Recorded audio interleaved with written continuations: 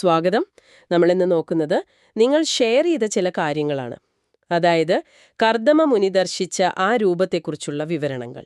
ഒന്ന് ഓർത്തു നോക്കൂ, 10,000 വർഷം അത്രയും കാലം കഠിനമായി യോഗ ചെയ്തിട്ട് കിട്ടിയ ഒരു ദർശനം.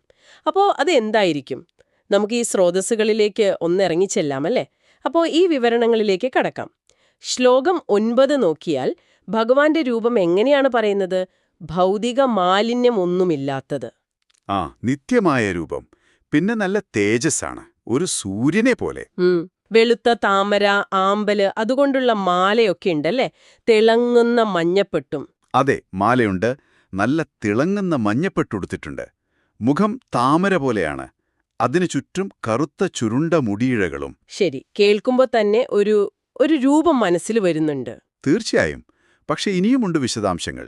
ശ്ലോകം 10 പറയുന്നത് കിരീടം, കമ്മലുകൾ ഇതൊക്കെയുണ്ട്. ഓഹോ. 4 കൈകളുണ്ട്. 3 ശംഖ്, ചക്രം, ഗദ.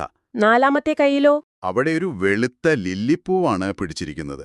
പിന്നെ ആ നോട്ടം, ഭക്തരെ ആകർഷിക്കുന്ന ഒരു സന്തോഷമുള്ള പുഞ്ചിരിക്കുന്ന നോട്ടം. വളരെ വ്യക്തമായി പറയുന്നുണ്ടല്ലോ, ഒരു പേഴ്സണൽ ആയിട്ടുള്ളൊരു രൂപം. അതെ, അതൊരു വ്യക്തിപരമായ, വിവരിക്കാൻ പറ്റുന്ന ഒരു രൂപം എന്ന ആശയം തന്നെയാണിത് തരുന്നത്. ഇനിയുമുണ്ടല്ലോ 11ാം ശ്ലോകത്തിൽ നെഞ്ചിലൊരു സ്വർണരേഖ, ശ്രീവത്സം എന്ന് പറയും അല്ലേ? ശ്രീവത്സം. പിന്നെ കഴുത്തിൽ ആ പ്രസിദ്ധമായ കൗസ്തുഭം എന്ന രത്നം. അതെ. എന്നിട്ട് നിൽക്കുന്നതെങ്ങനെയാ?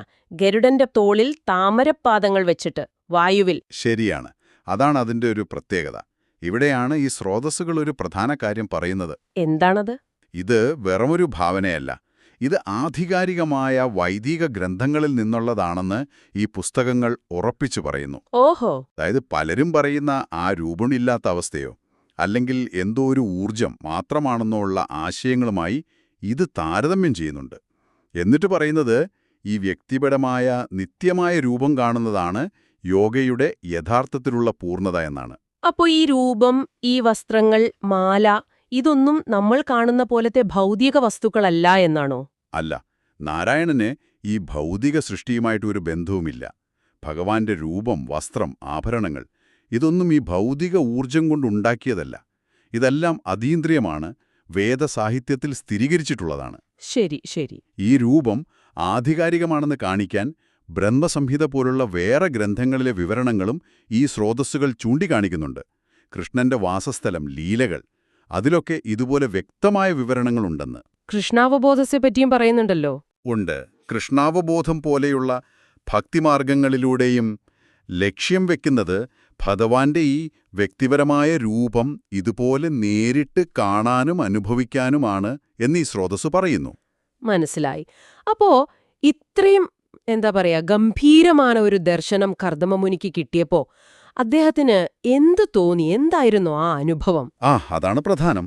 12ാം ശ്ലോകം പറയുന്നത് ഭഗവാനെ നേരിട്ട് കണ്ടപ്പോ അദ്ദേഹത്തിന്റെ അതീന്ദ്രിയമായ ആഗ്രഹമെല്ലാം പൂർത്തിയായി. അദ്ദേഹം ശരിക്കും സംതൃപ്തനായി, പൂർണ്ണ സംതൃപ്തനായി. അതെ, ആ ഒരു സന്തോഷത്തിൽ, ആ ഒരു നിറവിൽ അദ്ദേഹം ഭഗവാന്റെ പാദങ്ങളിൽ വീണ് നമസ്കരിച്ചു. പിന്നെ സ്വാഭാവികമായിട്ടും ഹൃദയത്തിൽ നിറഞ്ഞ സ്നേഹത്തോടെ കൈകൂപ്പി പ്രാർത്ഥിച്ചു. അപ്പോ അതൊരു കാഴ്ച മാത്രമല്ല, ഒരു അനുഭവം തന്നെയായിരുന്നു, ഒരു പൂർണ്ണത. തീർച്ചയായും. ആ വലിയ സംതൃപ്തിയും ആ ഭക്തി നിറഞ്ഞ സ്നേഹവും അത് ആ ദർശനത്തിന്റെ നേരിട്ടുള്ള ഫലമായിരുന്നു എന്ന് ഈ ഭാഗം വ്യക്തമാക്കുന്നു. വെറുമൊരു ശൂന്യതയോ വെളിച്ചമോ അല്ല, മറിച്ച് വ്യക്തവും സ്നേഹിക്കാനും സ്നേഹിക്കപ്പെടാനും കഴിയുന്ന ഒരു വ്യക്തിപരമായ അനുഭവമാണ് 10,000 വർഷത്തെ യോഗയുടെ പൂർത്തീകരണമായി അദ്ദേഹം നേടിയത്. ചുരുക്കി പറഞ്ഞാൽ, നമ്മളിന്ന് ചർച്ച ചെയ്ത ഈ സ്രോതസ്സുകൾ പറയുന്നത് കർദമമുനി കണ്ടത് പരമദൈവത്തിന്റെ വളരെ വ്യക്തമായ, നിത്യമായ ഒരു അതീന്ദ്രിയ രൂപമാണ്. അത് വെറും ഭാവനയല്ല, ആധികാരിക ഗ്രന്ഥങ്ങളെ അടിസ്ഥാനമാക്കിയുള്ളതാണെന്നും ഈ പുസ്തകങ്ങൾ വാദിക്കുന്നു. അതെ, ഇത് നിങ്ങൾക്ക് ആലോചിക്കാൻ ഒരു കാര്യം തരുന്നുണ്ട്. ഈ ഗ്രന്ഥങ്ങളിൽ പറയുന്ന പോലെ ദൈവത്തെക്കുറിച്ചുള്ള ഇത്രയും വ്യക്തവും വ്യക്തിപരമായ ഒരു ചിത്രം, ഇത് നിങ്ങളൊരു പക്ഷേ കേട്ടിട്ടുള്ള പരമമായ യാഥാർത്ഥ്യത്തെക്കുറിച്ചുള്ള മറ്റ് ആശയങ്ങൾ, ചിലപ്പോൾ രൂപമില്ലാത്തതോ അല്ലെങ്കിൽ അമൂർത്തമായതോ ആയ ആശയങ്ങൾ, അതുമായിട്ട് എങ്ങനെയാണ് ഒത്തുപോകുന്നത്? അതോ വ്യത്യാസപ്പെട്ടിരിക്കുന്നുണ്ടോ? ശരിയാണ്. ആ ഒരു ചോദ്യത്തോടെ കർദമമുനിയുടെ ദർശനത്തെക്കുറിച്ച് നിങ്ങൾ നൽകിയ സ്രോതസ്സുകളെ അടിസ്ഥാനമാക്കിയുള്ള നമ്മുടെ ഈ ചർച്ച ഇവിടെ അവസാനിപ്പിക്കാം.